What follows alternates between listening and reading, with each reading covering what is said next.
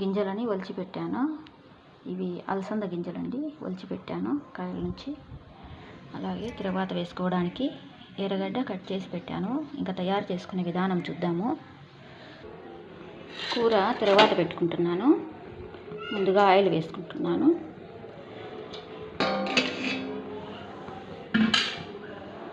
Oil కాగింది.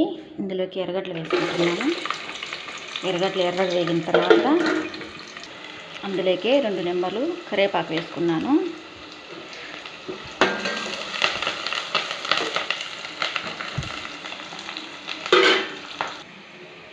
ఎర్రగడ్డలకి పసుపు,